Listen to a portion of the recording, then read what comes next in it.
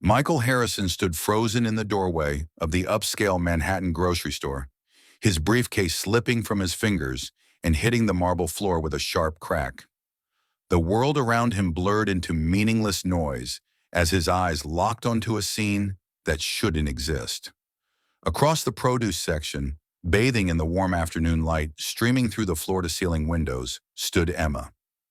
His Emma. The woman he'd divorced 3 years ago because she couldn't give him children. But that wasn't what made his heart stop. It was the small boy clutching her hand, looking up at her with absolute adoration, calling out in a clear, joyful voice, "Mommy!" The word echoed in Michael's skull like a gunshot. Mommy. The title she'd sobbed over, never being able to claim. The dream that had died in examination rooms and fertility clinics. The impossibility that had torn their marriage apart. Yet here she stood, radiant and whole, with a child who was the spitting image of happiness itself. A child who couldn't be more than 2 years old. A child who existed when the doctors had sworn children were impossible. Michael's legs moved before his brain could catch up, carrying him forward through the Friday evening shoppers. His expensive Italian shoes clicked against the floor, each step bringing him closer to answers he both desperately needed and deeply feared. Emma's laughter reached him first, light and genuine, so different from the hollow sounds that had filled their home in those final months. She was crouched down now, helping the little boy pick out apples, her honey blonde hair falling in waves over her shoulder. She wore jeans and a simple cream sweater, no wedding ring on her finger, looking more beautiful and at peace than he'd ever seen her during their 5 years of marriage. Before you go further into this story, make sure you're subscribed to our channel and hit that notification bell so you never miss our emotional storytelling. We share narratives that touch your heart 3 times a week. Your support means everything to us as we grow this community together. Now let's continue with Michael's shocking discovery. The little boy noticed Michael first. His eyes, bright and curious, locked onto the stranger approaching them. He pressed closer to Emma's leg, and she looked up, her smile freezing mid-expression. For 3 heartbeats, neither of them moved. The busy store continued around them, oblivious to the silent explosion happening in aisle 7. "Michael!" Her voice was barely a whisper, her face draining of color. She straightened slowly, instinctively placing herself between him and the child. That protective gesture cut deeper than any words could have. "Emma!" His voice came out strangled. His eyes dropped to the boy, then back to her face, searching for answers in her expression. "Who is this?" She swallowed hard, her hand tightening around the small fingers clutching her leg. "This is Oliver." "Oliver," Michael repeated numbly. The name felt foreign in his mouth. He crouched down, bringing himself to the child's eye level, though his gaze never left Emma's face. "How old is he?" 2.5. Her words were clipped, defensive. She pulled Oliver closer. "Michael, this isn't the place." "When is the place, Emma?" His voice rose slightly, drawing glances from nearby shoppers. He forced himself to lower it, but the tremor of barely controlled emotion remained. "When were you going to tell me? Or were you never going to tell me that you had a child? Our child?" "He's not." Emma's voice caught. She closed her eyes briefly, and when she opened them, they glistened with unshed tears. "Please, not here, not like this." But Michael couldn't stop. The questions poured out of him like water from a broken dam. The doctors said it was impossible. All of them. Every single specialist we saw. They said you couldn't carry a child to term, that your condition made pregnancy nearly impossible, and if it happened, you'd miscarry. "So how, Emma? How is there a boy calling you mommy?" Oliver whimpered at the tension in Michael's voice, and Emma immediately scooped him up, holding him against her hip. The practiced ease of the movement, the natural fit of the child against her body, the way his small arms wrapped around her neck, all of it screamed of a bond built over time. A bond Michael knew nothing about. "Mommy, scared," Oliver whispered against Emma's neck, and Michael watched her expression shift from defensive to fiercely protective. "It's okay, sweetheart," she murmured, kissing his temple. "Everything's okay." Her eyes met Michael's over the boy's head, and in them he saw something that made his chest constrict, a warning, a plea, and something else he couldn't quite identify. Michael, please. Give me your number. I'll call you tonight. We can talk then. But right now you're scaring him. The words were a slap. He was scaring the child. His child. Maybe. The possibility hung in the air between them, unspoken but deafening. Michael's hands shook as he pulled out his wallet, extracting a business card. Emma shifted Oliver to one hip and took it, not meeting his eyes. Tonight, Michael said, his voice rough. You call me tonight, Emma, or I swear I'll find you. She nodded once, sharp and quick, then turned and walked away, her steps rapid but controlled. Michael watched them disappear around the corner, Emma's hand protectively cradling Oliver's head. The produce section felt cavernous and empty in their absence. He stood there for several minutes, unaware of the curious stares, his mind racing through impossible calculations. 2.5 years old. He'd signed the divorce papers 3 years ago. The timeline fit. Barely. But Emma had been so devastated by their infertility, so broken by years of failed treatments and crushing disappointments. When had it happened? How had it happened? And why? Why had she kept it from him? Michael's phone buzzed in his pocket, yanking him back to reality. It was his fiancée, Jessica. Still at the office? Her text read, followed by a string of heart emojis. Jessica. Beautiful, successful, uncomplicated Jessica, who'd walked into his life 18 months ago and made him believe he could be happy again. Jessica, who'd never mentioned wanting children, who seemed perfectly content with their child-free life of Broadway shows and weekend getaways to the Hamptons. He couldn't tell her. Not yet. Not until he understood what he'd just seen. His fingers hovered over the keyboard before he typed, "Running late, traffic's insane, order without me." He added a heart emoji, feeling like a fraud. The walk to his apartment was a blur. Michael lived in a different neighborhood now, far from the brownstone in Brooklyn he'd shared with Emma. That had been her domain, filled with her antique furniture and carefully curated book collection. He'd taken the corporate route, a sleek high-rise in Midtown with a doorman and a view of the city that cost more than most people's yearly salary. Jessica loved it. Emma would have hated it. Inside, Michael poured himself a scotch and stood at the window, watching the city lights flicker to life as dusk settled over Manhattan. His reflection stared back at him, a successful 38-year-old corporate attorney who had everything figured out.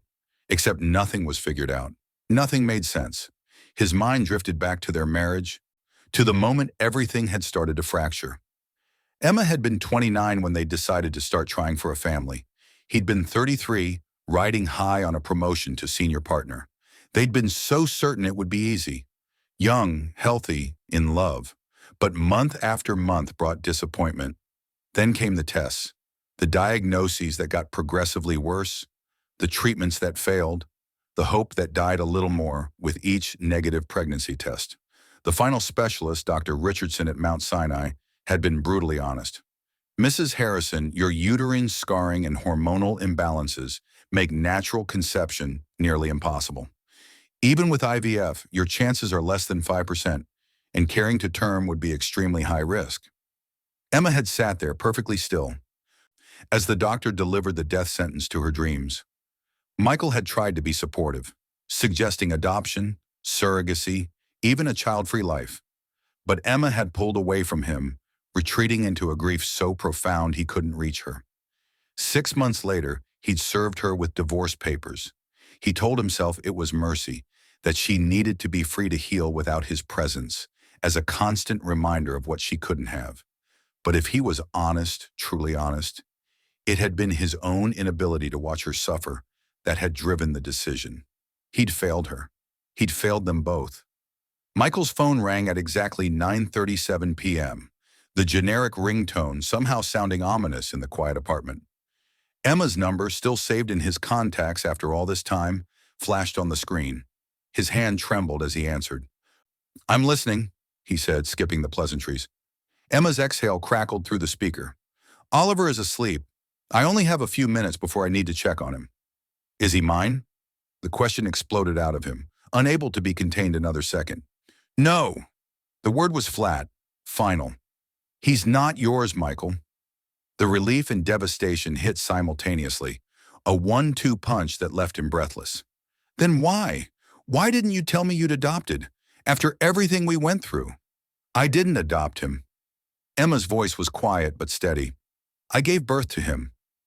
The world tilted. That's impossible. The doctors said. The doctors were wrong. There was no triumph in her voice, just exhaustion. 3 months after our divorce was finalized, I found out I was pregnant. Michael's grip on the phone tightened until his knuckles went white. 3 months after? Emma, we hadn't been together for 6 months before the divorce. The timeline doesn't. Understanding crashed over him like ice water. You were seeing someone while we were married. No. The word came sharp and angry. God, Michael, no. Do you really think that little of me? She took a shaky breath. There was one night, about a week after you moved out, before the papers were finalized. You came back to get your golf clubs. Memory surfaced, hazy and tinged with scotch.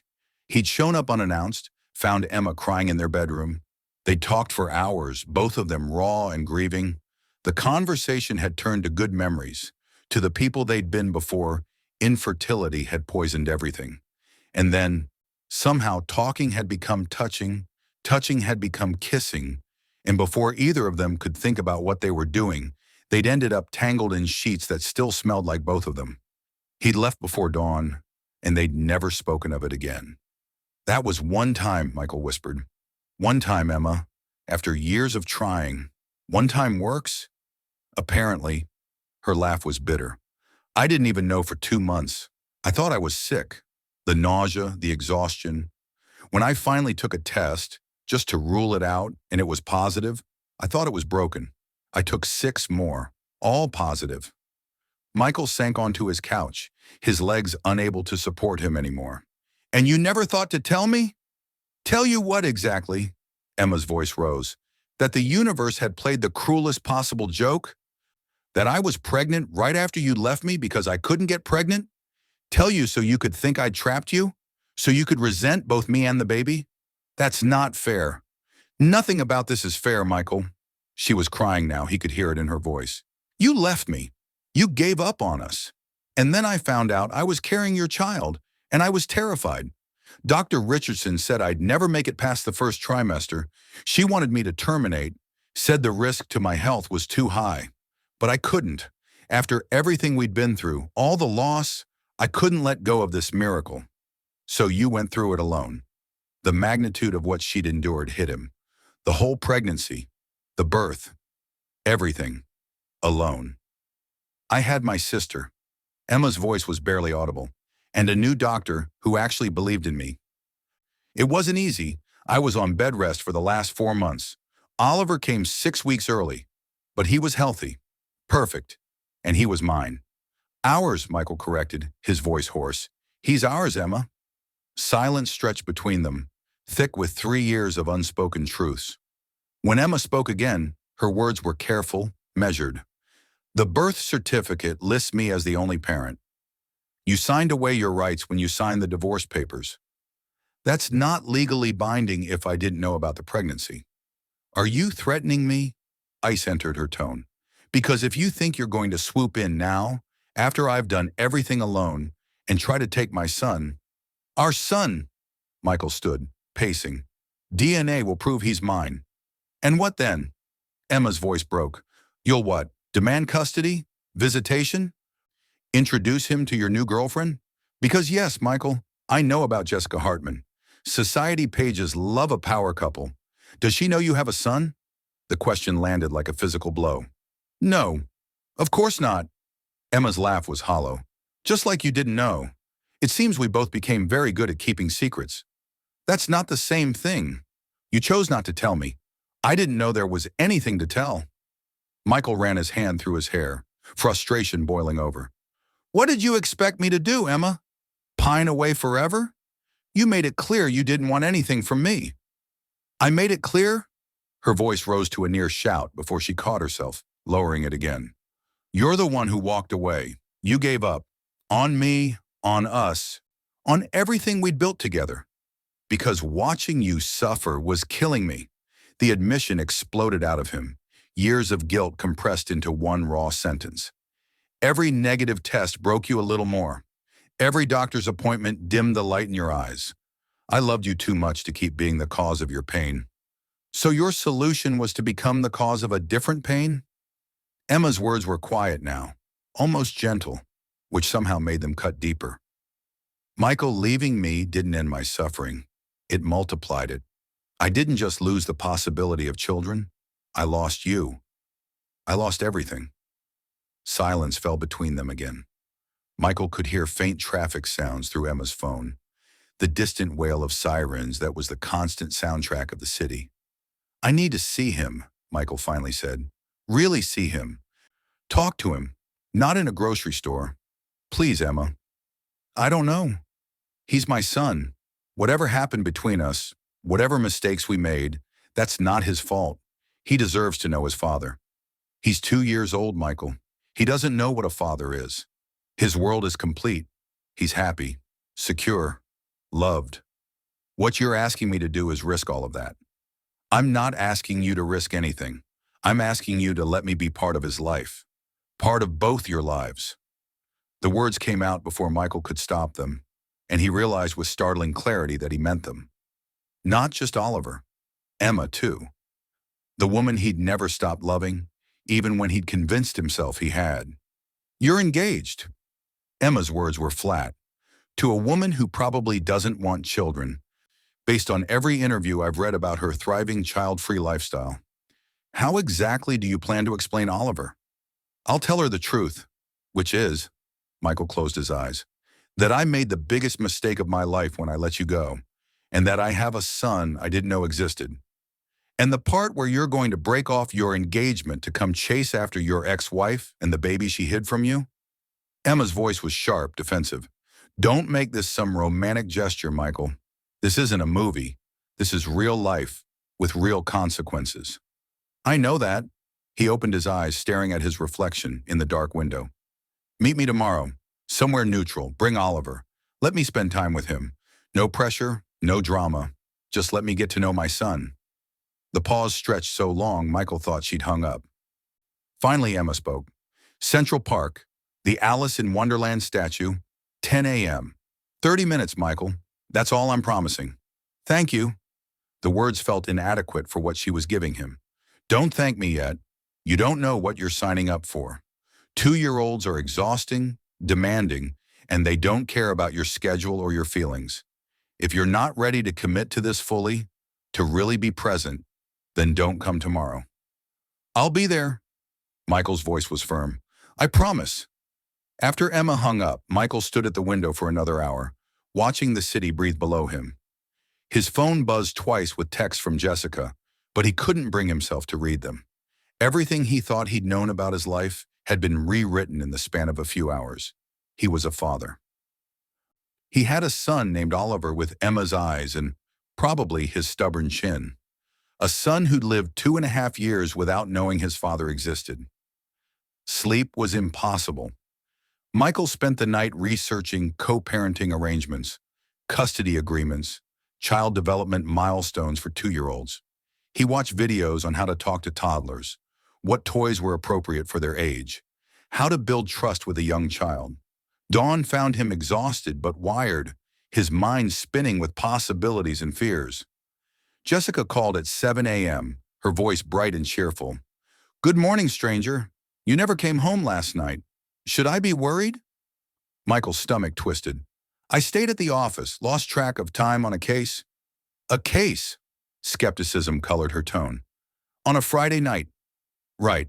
She paused. Michael, what's going on? You've been distant all week. Nothing, just work stress. The lie tasted bitter. Listen, I have a meeting this morning. Can we talk later? A meeting? On Saturday? Jessica's voice hardened. Who has meetings at? Michael, are you seeing someone? What? No. God, no. At least that was honest. It's complicated. I just need today. Please. Another pause, longer this time. Fine. But we're talking tonight. Really talking. I'm not playing this game, Michael. Either you're in this relationship or you're not. I know, I promise. Tonight. He hung up before she could press further, guilt gnawing at him. Jessica deserved better than lies and evasion. But what could he say? By the way, I have a 2-year-old son with my ex-wife, and I'm not sure what that means for us. Central Park was alive with Saturday morning activity when Michael arrived 15 minutes early. Joggers streamed past, dogs strained at leashes, tourists clustered around street performers. The Alice in Wonderland statue presided over it all, bronze and whimsical, surrounded by climbing children. Michael positioned himself near a bench with a clear view, his hands shoved deep in his jacket pockets. Emma arrived exactly on time, Oliver's hand tucked securely in hers. She dressed him in tiny jeans and a blue jacket that matched his eyes, his dark hair slightly mussed in that way only toddler hair could be. When Oliver spotted the statue, his face lit up with pure joy. "Mommy, look! Mushroom!" He tugged at Emma's hand, practically vibrating with excitement. "I see it, baby. Do you want to climb?" Emma glanced at Michael, her expression guarded but not hostile, a tentative truce. "Yes, yes!" Oliver bounced on his toes. Emma lifted him onto the statue's base, staying close as he scrambled up the bronze mushroom, his small hands gripping the smooth metal. His laughter was infectious, bright and unself-conscious. Michael felt something crack open in his chest, a feeling he couldn't name but knew was profound. "He loves it here," Emma said quietly, coming to stand beside Michael. "We come every Saturday when the weather's nice." "He's beautiful." Michael's voice was rough with emotion. "He has your eyes. And your stubborn streak." A ghost of a smile crossed Emma's face. Once he decides he wants something, there's no deterring him. They stood in companionable silence, watching Oliver explore the statue with the single-minded focus only small children possessed. Other children played around him, but Oliver was content in his own world, narrating his adventures to the bronze Alice. "Can I talk to him?" Michael asked. Emma hesitated, then nodded. "Just don't overwhelm him, and if he seems uncomfortable, you back off. Agreed?" "Agreed."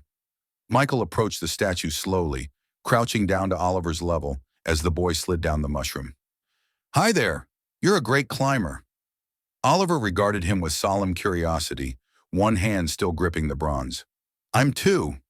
He held up 2 fingers with the earnest pride of a child who'd recently mastered counting. 2. That's pretty big. Michael's heart hammered against his ribs. "My name's Michael. What's yours?" "Oliver James." The full name delivery was clearly practiced. "Mommy says that's my whole name." "It's a great name." Michael glanced at Emma, who watched from a few feet away with an unreadable expression. James, his middle name.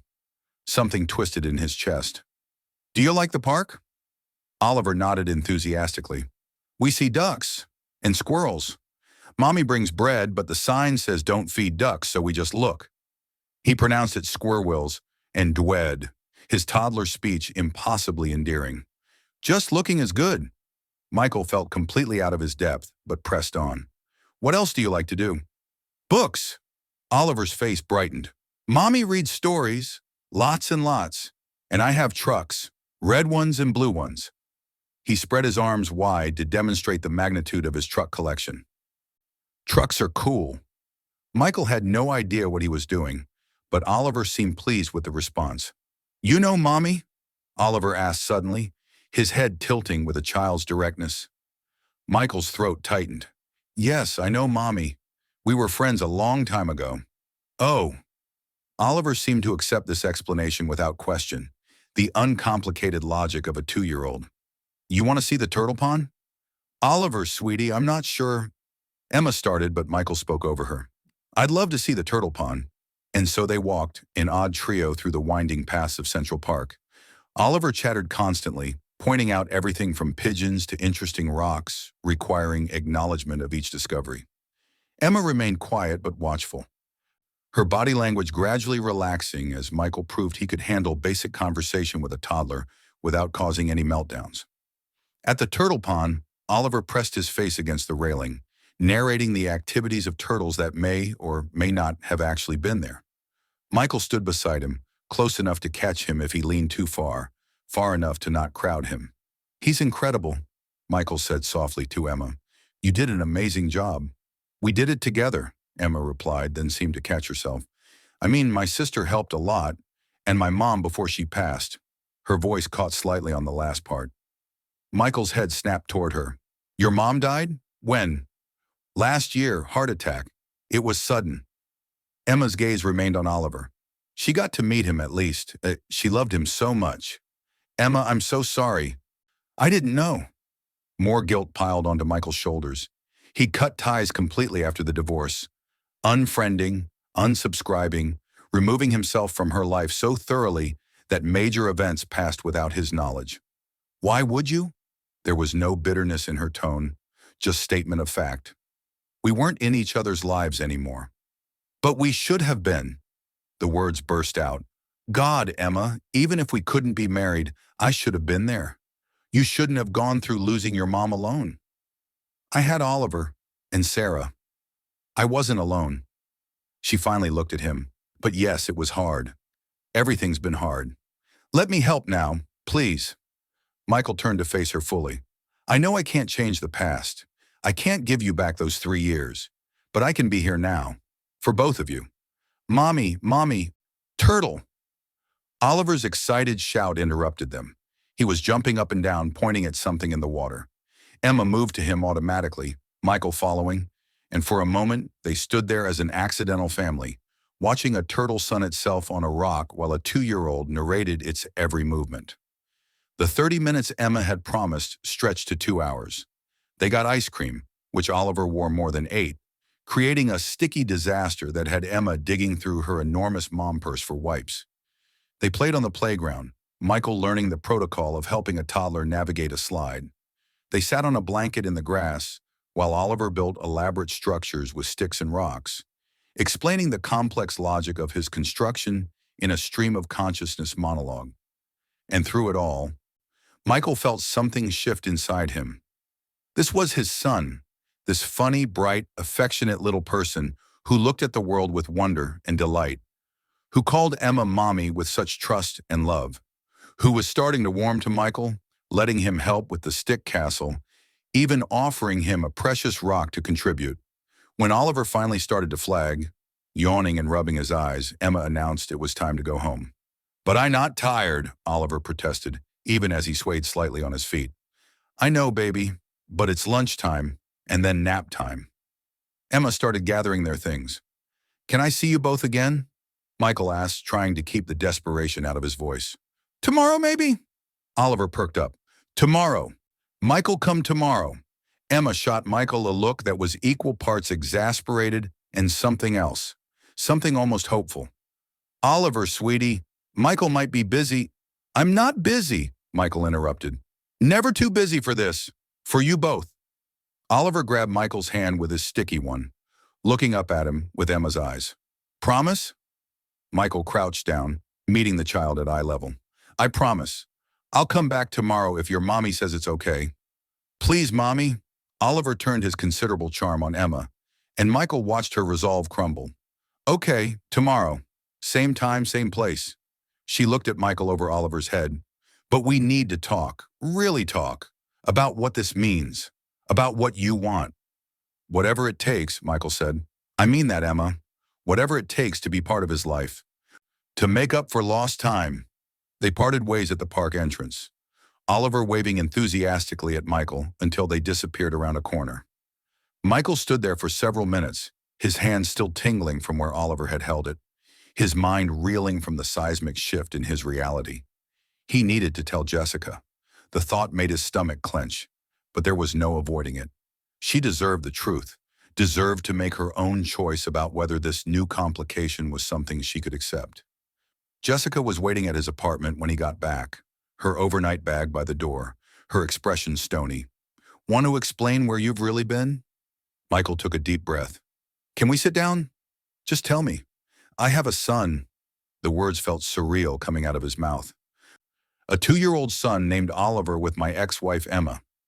I found out yesterday when I ran into them at the grocery store. Jessica stared at him, her face cycling through disbelief, shock, and anger. You have a child, a whole child, and you're just now mentioning this?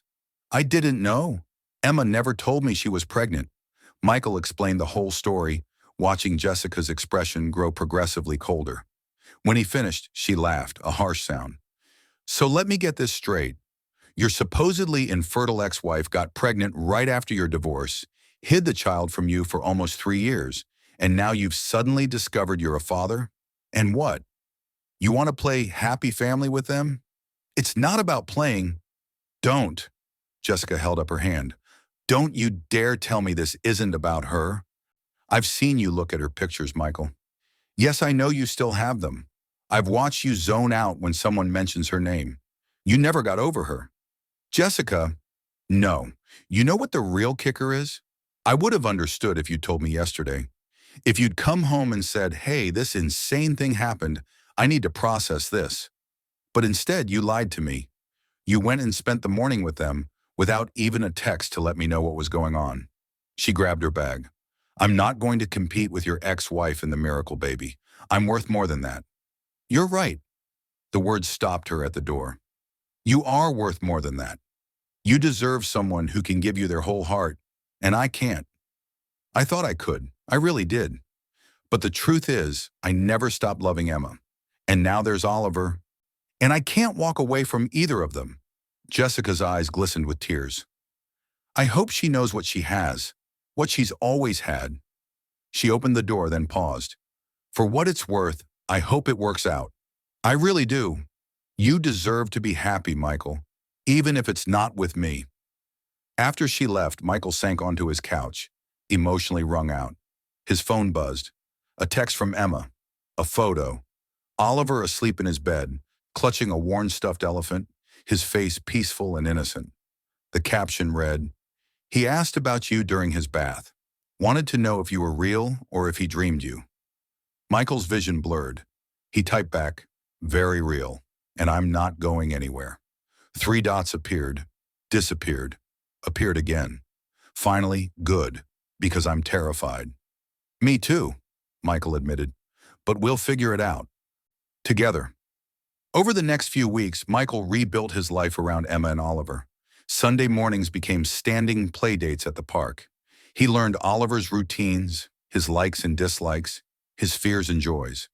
He discovered that Oliver loved dinosaurs but was terrified of automatic hand dryers, that he would eat his weight in mac and cheese but refused anything green, that he had nightmares sometimes and only Emma singing could calm him down. Michael learned Emma too, or relearned her. The ways she'd changed and the ways she'd stayed the same. She was more confident now, more grounded. Motherhood had given her a purpose and strength that their years of fertility struggles had stripped away. But she was also more guarded, protective not just of Oliver, but of herself. She'd been hurt too deeply to trust easily, even with Michael. They talked, really talked, during Oliver's nap times and after his bedtime, about their marriage, about the divorce, about the anger and grief and regret that had festered for 3 years. It wasn't easy. There were tears and raised voices and moments where it felt like the chasm between them was too wide to bridge. But there were also moments of grace, like when Oliver skinned his knee and reached for both of them, needing them equally. Or when Emma's car broke down and she called Michael first, trusting him to help. Or when Michael had a brutal day at court and came to Emma's apartment, not his empty place, and found comfort in her presence and Oliver's enthusiastic hug. 2 months after that first meeting in the park, Michael sat in Emma's living room while she put Oliver to bed.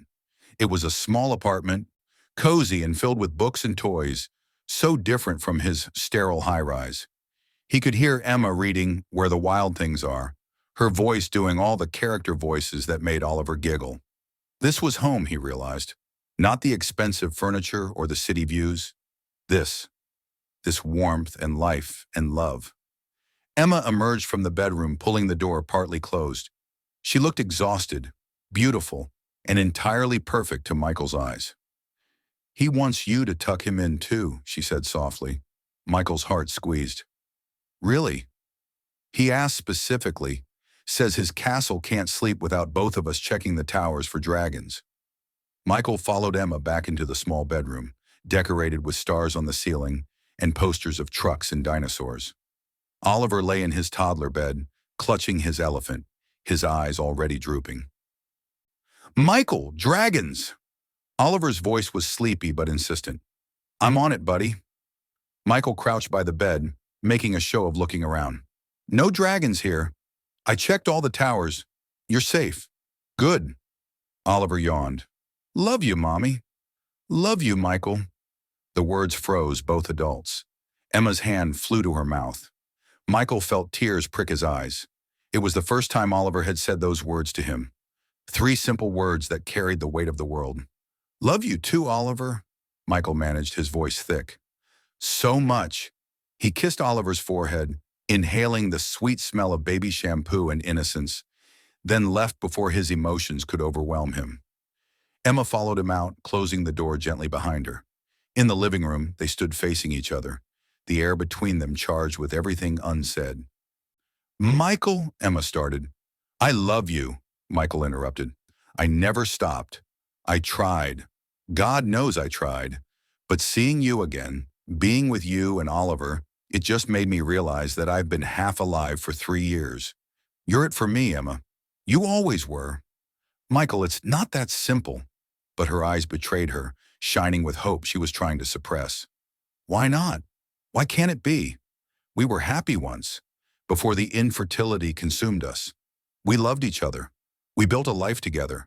And now we have Oliver, this incredible gift, and a chance to do it right this time.